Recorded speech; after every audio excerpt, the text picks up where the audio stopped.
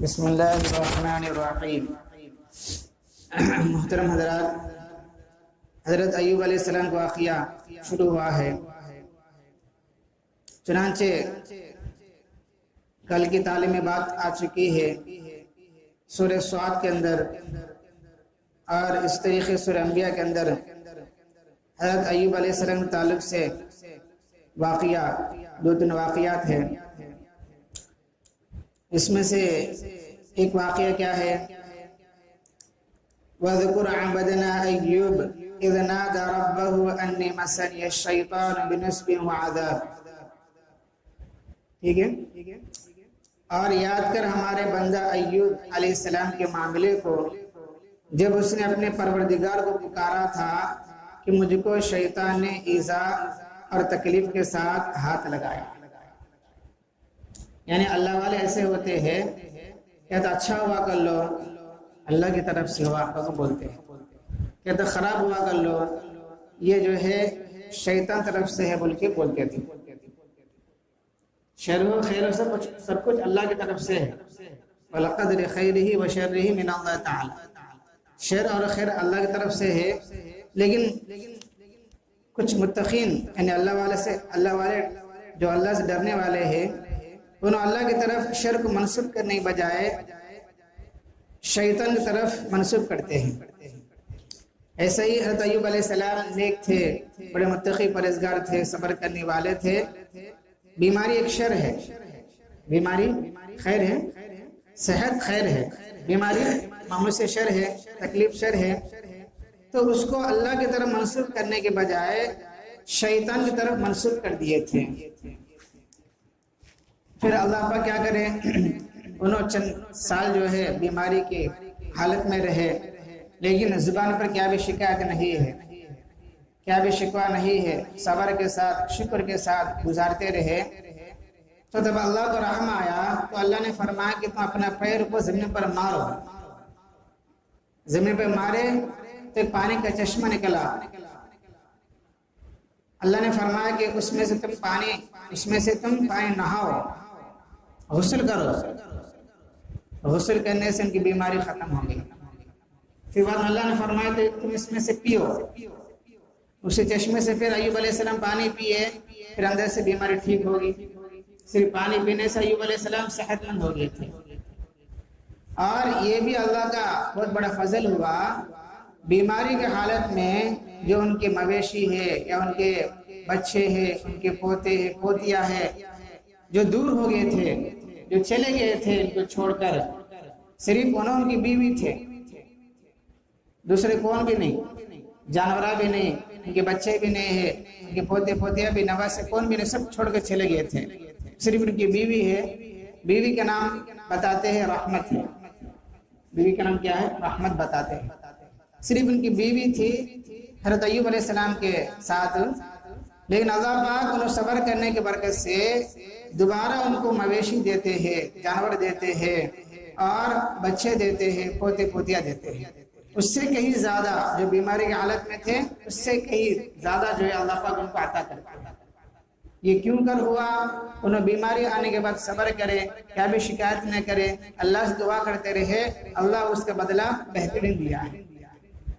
سمجھ آ رہی ہوئی؟ صرف قرآن میں اتنا ہے، کیا ہے قرآن شریف میں اتنا واقعہ ہے۔ اب دیکھو اسرائیلی روایت میں ایک تو ہماری اسلامی روایت ہے، ایک تو اسلامی روایت ہے، دوسرا کیا ہے؟ اسرائیلی روایت ہے۔ دو قسم کے روایت ہے، دو قسم کے حدیث ہے، سمجھو تمہاری زبان میں دو قسم کے حدیث ہے۔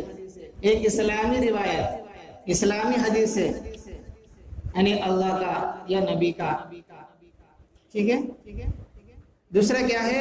اسرائیلی روایت، یعنی اس سے پہلے زمانے لوگوں کے، توریت زبور میں کے واقعات، ہمارے نہیں ہے، پچھلے لوگوں کے۔ تو اسرائیلی روایتوں میں کیا ہے؟ ہمارے اسلامی روایتوں میں کیا ہے؟ انہوں کیا کہ بیمار پڑے، وہ بیماری کیسی ہے، کیا ہے، کیا بھی تفصیل سے اللہ بیان کرے نہیں، ہم نبی تفصیل سے کیا بولے نہیں۔ اسلامی روایتوں میں کیا بھی تفصیل نہیں ہے، ایسا ہوا ایسا ہوا ایسا ہوا، کیا بھی نہیں۔ بیماری آئی، ایک تکلیف آئی، جس کی وجہ سے ان کے مویشی، ان کے بچے سب الگ ہو گئے تھے. انہوں صبر کرے، صبر کے بعد کہ اللہ پاک ان کو صحت دیا، تندرستی دیا، اور جو اولاد، جو مال ان کا ضائع ہو گیا تھا، دور ہو گئے تھے، چھوٹ گیا تھا، اللہ پاک ان کو اس سے بھی کئی زیادہ دیا ہے. بس اتنا ہے اسلامی روایت میں. اب سنیں اسرائیلی روایت میں. اسرائیلی روایت غیر مستند ہوتے ہیں، اس کی سند صحیح نہیں ہوتی ہے، صحیح بات نہیں ہے. اس میں کیا ہے، بہت ہی مبالغے کے ساتھ یہ بتایا گیا ہے کہ ان کو ایسی بیماری آ گئی تھی کہ جسم سے کیڑے نکلنے لگے.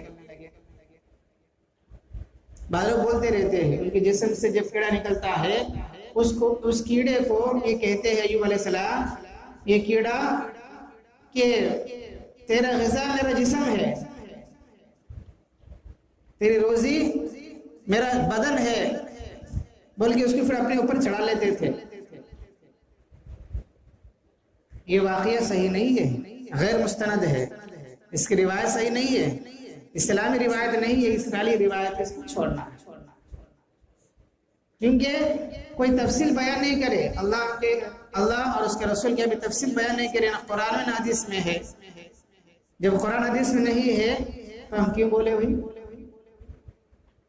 سمجھ وہی فرماتے ہیں کہ اسرائیلی روایت میں حضرت ایوب علیہ السلام کے مرض کے متعلق مبالغہ آمیز روایت درج ہے، بہت ہی خطرناک قسم سے بیان کیا گیا ہے، اور ان میں ایسے امراض کا انتصاب کیا گیا ہے جو باعث نفرت سمجھے جاتے تھے. یعنی ایسی بیماری ان کو لگ گئی کہ لوگ اس سے نفرت کرنے لگے، ایسا جو ہے اس میں ہے. اور جن کی وجہ سے مریض انسان سے بچنا ضروری سمجھا جاتا تھا. مثلا جزام، جیسے کشتی وادی ہے، جزام تو کشتی وادی ہے، نہ کشتی وادی ہے بول کے بولتے ہیں اسرائیلی روایتوں میں، جو صحیح نہیں ہے. پتہ ہے کہ نبی کو ایسا بیماری آتی کیا جی؟ ایک نبی، ایک پیغمبر کو ایسی بیماری آ سکتی، لیکن وہ لوگ بدنام کرنے کے واسطے جو صحیح روایتیں نہیں ہے اپنے حساب سے وہ گھڑ لیے. یا جو ہے پھوڑے پھنسیوں کا اس حد تک پہنچ جانا کہ بدن گل سڑ جائے، بدبو سے نفرت پیدا ہونے لگے.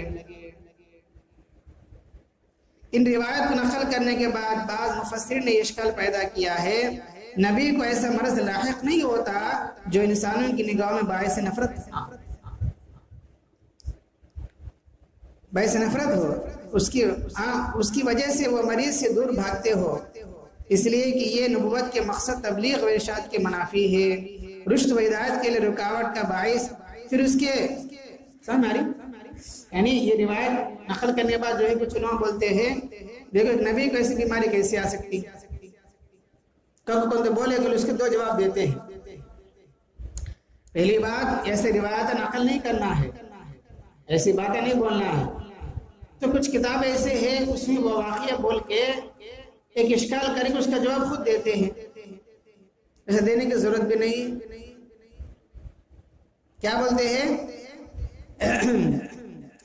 ایک ہے شاید حضرت ایوب علیہ السلام کو یہ مرض نبوت سے پہلے لاحق ہوا ہو سکتا ہے کہ یہ بیماری نبوت سے پہلے ملی ہو، وہ نبی نہیں نا کیونکہ بولتے ہیں.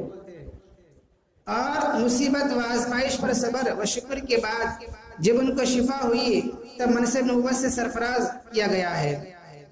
ایک جواب. دوسرا جواب یہ ہے کہ اسرائیلی روایت غیر مستند اور مبالغہ آمیز ہے. قرآن عزیز اور احادیث رسول میں اس کے متعلق کوئی تفصیل موجود نہیں ہے، لہذا نہ اشکال پیدا ہوتا ہے نہ اس کے جواب کی ضرورت باقی رہتی ہے. یعنی کچھ لوگ واقعہ بولتے ہیں، کیا بولتے ہیں بھائی یہ جو بیماری آئی تھی ایوب علیہ السلام کو یہ نبی بننے سے پہلے آئی تھی، تب اس کا جواب دیتے ہیں. ایک جواب. دوسرا جواب کیا ہے؟ نہیں، اصل وہ واقعہ صحیح نہیں ہے، اسرائیلی روایت ہے، غیر مستند ہے، اس سے کوئی بھروسہ نہیں ہے، لہذا جب اس واقعے کو انکار کر دیں گے نہ اشکال پیدا ہوگا نہ جواب دینے کی ضرورت ہے. سمجھ آ رہی ہوئی؟ اب محققین کی رائے یہی ہے اور یہی صحیح اور درست ہے. کون سا؟ یہ سب اسرائیلی روایت ہے، غیر مستند ہے، قرآن حدیث میں اس کو کوئی حوالہ نہیں ہے، نہ ہمارا نبی تفصیل سے بیان کرے. تو ہمیں کیوں بولے؟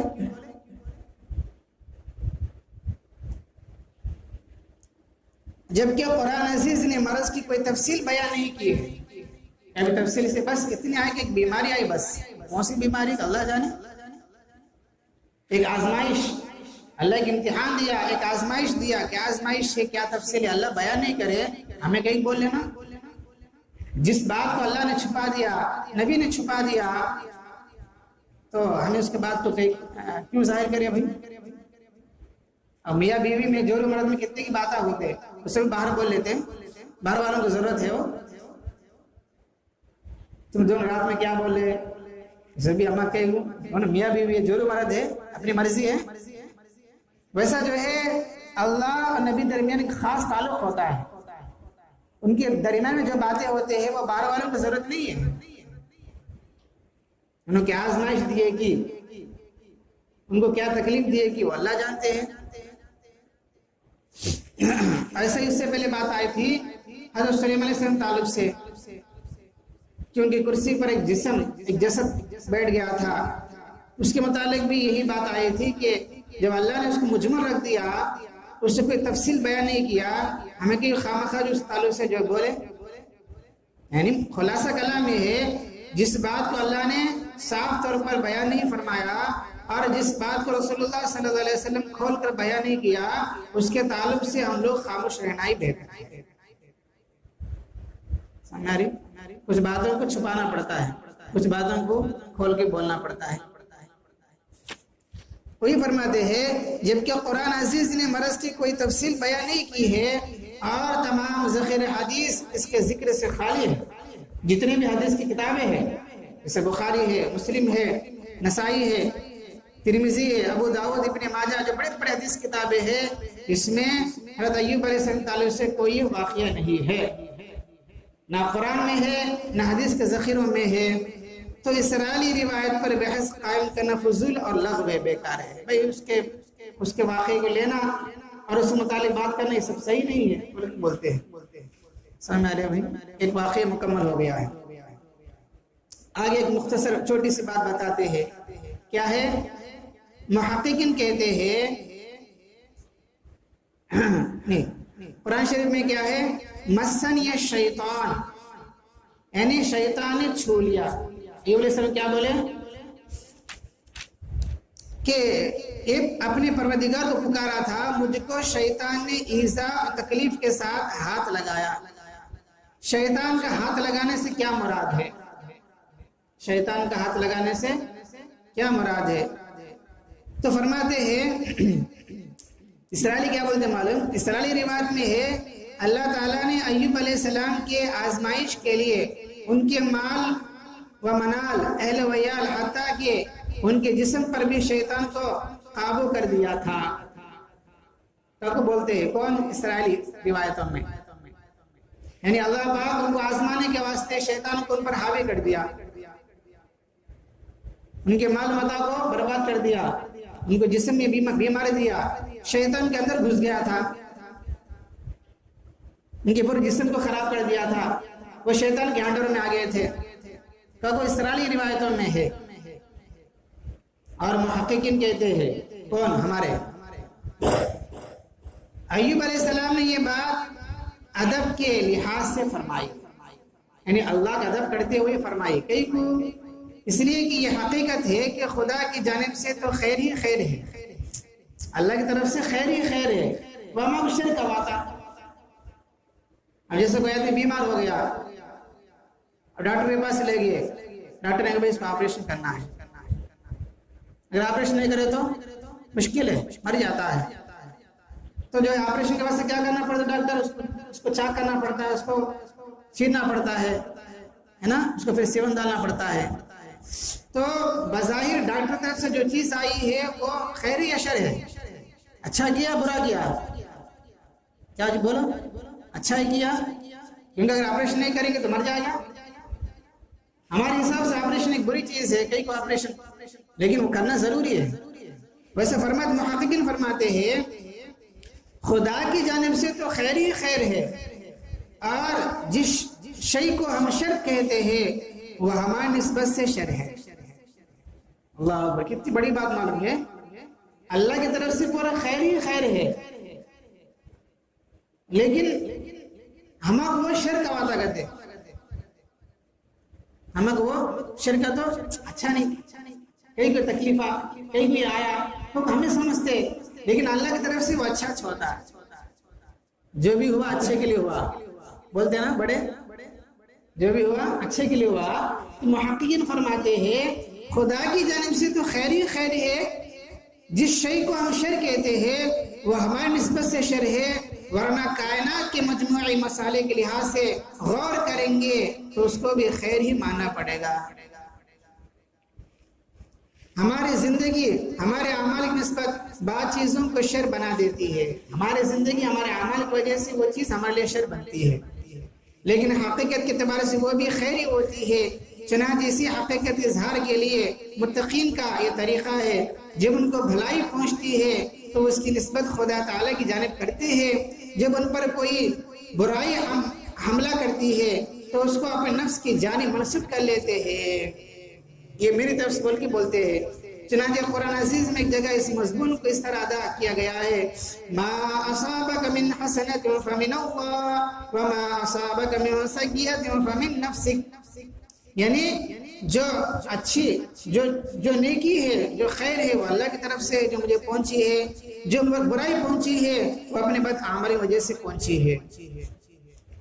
یہی حضرات کرام دوسری توجیہ کرتے ہیں، سورہ انبیاء میں حضرت ایوب علیہ السلام کا جو مقولہ بیان کیا گیا ہے انی مسنی الضر، تو اس سے وہ مرض مراد ہے جو ایوب علیہ السلام کو لاحق تھا۔ سورہ صاد کی اس آیت میں شیطان کی ایذا، نصب اور عذاب سے وہ وساوس و ہموم مراد ہے جو اس کی جانب سے ان پر ہجوم کرتے اور آئی ہوئی مصیبت کی وجہ سے خدا تعالیٰ کی ناشکری گزاری، جزا و فضا پر آمادہ کرنے کے لیے حملہ آور ہوتے رہتے تھے۔ حضرت ایوب علیہ السلام کے صبر و استقامت اور انانیت اللہ کے پاک جذبات کو ٹھیس لگا کر ان کی روحانی اذیت و تکلیف کا باعث ہوتے، اور حضرت ایوب علیہ السلام کے جسمانی مرض کے مقابلے میں بہت زیادہ پریشان کن بنتے رہتے تھے۔ مطلب کیا ہوتا؟ اب مطلب یہی ہے، اب جو تکلیف آتی ہے تو آٹومیٹک سے کیا ہے، دل میں بات آتی ہے، دل میں خیال آتا ہے کہ شاید یہ اللہ کی طرف سے ہو، کہیں کو آیا آزمائش کو، وہ آدمی جب دل میں آتی نا تو اس کو باہر کرنے کے لیے، اس کو ہٹانے کے بعد ایوب علیہ السلام کیا بولے کہ جو تکلیف آئی ہے یہ شیطان کے ہاتھ لگانے سے آئی ہے، گویا کہ اس کو اللہ کی طرف منسوب کرنے کے بجائے شیطان کی طرف منسوب کر دیے۔ یہ اللہ والوں کا کام ہوتا ہے۔ ہم لوگ عام طور پر کیا بولتے ہیں، کوئی تکلیف آیا، میں تو کرتا ہوں پھر بھی تکلیف آئی، میچ میں لیں کیا ہوئے تکلیف آ، میں نمازہ پڑھتا ہوں، جماعت میں جاتا ہوں، سب کچھ کرتا ہوں، کیا تکلیف آ، کون سے مل کو آنا نہیں کیا، کہو ہمیں برائی کو اللہ کی طرف منسوب کرتے ہیں، اللہ کو شکایت کرتے ہیں، یہ غلط ہے۔ دیکھ انبیاء کیا کرے، علیہ السلام، ایوب علیہ السلام، بیماری آئی، تکلیف آئی، پورے اولاد چھوٹ گئے، مالا متا چھوٹ گئی، صرف تنے تنہا رہ گئے بیوی کے ساتھ، پھر بھی کیا بولتے ہیں، یہ تکلیف جو آئی ہے شیطان کی طرف سے آئی ہے۔ یہ ادب کا لحاظ کرتے ہوئے فرمائے تھے۔ سمجھ میں آ رہے ہیں بھائی؟ بس ایک واقعہ ہو گیا ہے، سب دوسرا واقعہ آئے گا۔ کیا واقعہ؟ ایوب علیہ السلام کا اپنی بیوی پر قسم اٹھاتے ہیں، ایوب علیہ السلام اپنے بیوی پر قسم اٹھاتے ہیں، میں تجھے 100 لکڑیاں ماروں گا، 100 مارتا ہوں۔ بیوی پر جب غصہ آتا ہے تو شوہر کیا کچھ نہ کچھ بول دیتا ہے، وہ کرتا ہوں، یہ کرتا ہوں، گو یا گھر سے نکل جاؤ گا۔ ویسا ایوب علیہ السلام بھی اپنی بیوی پر غصہ ہوئی ہے، کہیں کہ غصہ ہوئی ہے، سبا کی تعلیم میں آئے گا، اور قسم کیا کھائے، 100 کوڑے ماروں گا، 100 لکڑیاں ماروں گا، 100 لکڑیاں ماروں گا۔ مطلب بیوی کو 100 لکڑیاں مارے تو کیا ہوتی بیوی بھائی، مر جاتی ہے۔ اور دوسری بات، ایسی بیوی ان کی خدمت کرتی رہی، ان کے ساتھ سب چھوٹ گئے تھے، صرف بیوی تھی، لیکن وہ بیوی ایسا کیا کام کری جس کی وجہ سے ایوب علیہ السلام اتنا بڑا قسم اٹھائے، پھر وہ قسم پورا کرتے نہیں کرتے، کیا صورت پیش آئی، شاید سبا کے تعلیم بات آتی ہے۔ سمجھ آ رہی ہے بھائی؟ خلاصہ کلام یہ ہے بھائی، ایمان والے پر، اللہ کو ماننے والوں پر تکلیف آتے ہیں، لیکن جب آدمی صبر کرتا ہے، شکر کرتا ہے، اللہ کو یاد کرتا ہے، صدقہ خیرات کرتا ہے، نیک اعمال کرتا ہے، اللہ کی طرف رجوع کرتا ہے، وہ تکلیف کے بدلے میں اللہ راحت دیتے ہیں، سکون دیتے ہیں۔ اللہ کیا دیری تو ہے لیکن اندھیری نہیں ہے۔ اللہ تعالیٰ اس دعا اللہ پاک ہم سب کو عمل کی توفیق عطا فرمائے۔ الحمدللہ رب العالمین، اللہم انت السلام ومنک السلام تبارکت یا ذا الجلال والاکرام، رب اعنی علی ذکرک وشکرک وحسن عبادتک، لا الہ الا اللہ وحدہ لا شریک لہ، لہ الملک ولہ الحمد وہو علی کل شیء قدیر۔ اللہم لا مانع لما اعطیت ولا معطی لما منعت ولا ينفع ذا الجد منك الجد، اصبحنا واصبح الملك لله رب العالمين۔ اللهم انا نسألك الخير من هذا اليوم وفتحه ونصره ونوره وبركته وهداه، ونعوذ بك من شر ما فيه وشر ما بعده، سبحان ربك رب العزة عما يصفون وسلام على المرسلين والحمد لله رب العالمين۔